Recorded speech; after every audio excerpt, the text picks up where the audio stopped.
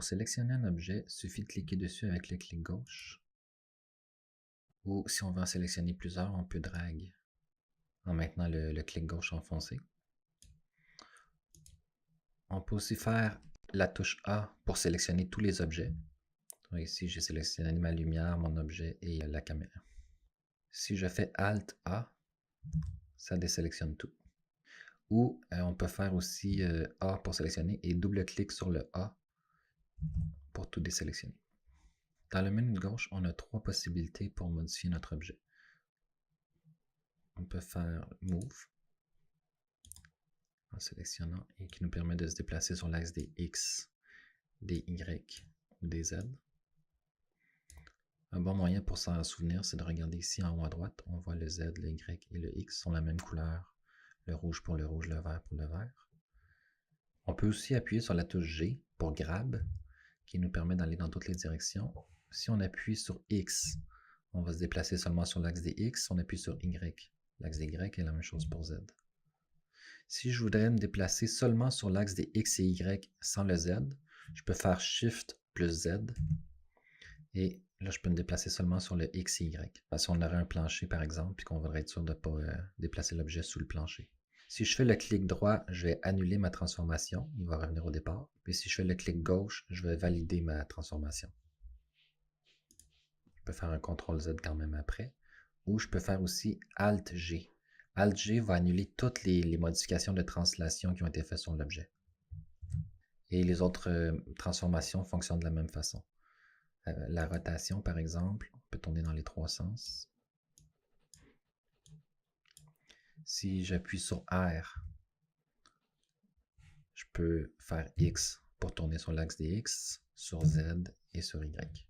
Et la même chose, clic droit si je veux annuler ma rotation. On a aussi le Scale qu'on peut faire sur l'axe voulu. Si on clique n'importe où sur la forme, ça va aller dans tous les sens en même temps. Et on peut faire aussi la touche S pour Scale et agrandir de cette façon selon le X, le Y ou le Z. Simplement en déplaçant la souris. Et la même chose, si je fais Alt S, je vais annuler toutes les scales qui ont été faits. Si je fais Alt R, je vais annuler toutes les rotations qui ont été faites. Le curseur est l'objet qu'on voit au milieu, le cercle rouge et blanc. Pour le déplacer, on fait Shift, clic droit. Pour le remettre au milieu, on maintient Shift et S. Curseur to World Origin, qui va nous le remettre au milieu. Quand on crée un nouvel objet, il va être créé exactement à l'endroit où on a placé notre curseur. Par exemple, si je déplace mon cube, et que je veux en créer un nouveau, avec Add, là ici dans Mesh, on a toutes les formes de base. Si je vais rajouter un nouveau cube, on va voir qu'il va apparaître exactement au centre du curseur. Par exemple, si je mets mon curseur à gauche, en maintenant Shift, clic droit, j'ajoute un nouveau cube, il est apparu en plein milieu. On voit qu'il est vraiment au centre. À la place de cliquer sur le curseur to World Origin, on voit à côté, il y a le raccourci 1. Donc si j'appuie sur la touche 1, il me le ramener automatiquement au milieu. Maintenant, si je veux tout effacer mes objets, je peux faire simplement la touche A. Et pour supprimer un objet, on appuie sur X. Ou la touche Delete fonctionne aussi. La différence, c'est qu'avec X, il faut cliquer pour valider. Tandis qu'avec Delete, ça supprime directement sans avertissement. À la création d'un objet, on a ce qu'on appelle le menu temporaire qu'on peut utiliser. C'est-à-dire si je place par exemple un cône, ici en bas à gauche, je peux cliquer sur le petit triangle et là j'ai des options pour le cône.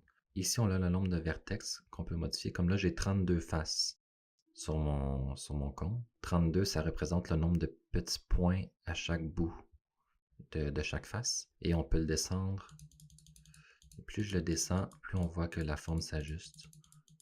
Donc si je voudrais un triangle comme une pyramide à 4 côtés, je le mets à 4. Et là, automatiquement, j'ai une forme à 4 côtés. On peut changer aussi le rayon. Au lieu de taper un chiffre, on peut juste maintenir la souris enfoncée, le clic gauche sur le chiffre et bouger de gauche à droite. Ou utiliser les petites flèches pour y aller de façon incrémentale. On a aussi le rayon pour la partie du haut et la profondeur. En bas, on a la location, ça veut dire l'endroit où est placée la forme, le point central de la forme sur l'axe des X, Y et Z, qu'on pourrait modifier directement ici.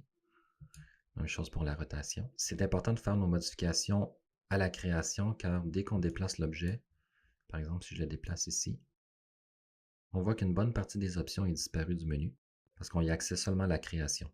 Dès qu'on le déplace, c'est fini, on ne peut pas revenir. Si vous avez fait une erreur, ce que vous pouvez faire, vous pouvez toujours le deleter, en recréer un autre, mais c'est la seule façon de revenir à ce menu-là. Si je voulais aligner mon cube de gauche avec le cube de droite, une façon précise de le faire, ce serait d'utiliser les propriétés à droite. On voit ici que plus je le déplace, plus la location ici s'ajuste. Et si je clique sur celui de droite, on voit que c'est les propriétés du cube de droite. Donc, étant donné que mon cube mesure 2, on peut voir en mode orthographique, il y a une largeur de 2 cases. 1, il ne faut pas se mêler. 1, c'est pas la taille, c'est la multiplication de la taille. C'est qu'en ce moment, la multiplication, c'est 2 multiplié par 1, donc 2. Si je le mets à 2, il va mesurer 4. Parce que ça va être son 2 de base multiplié par un agrandissement de 2.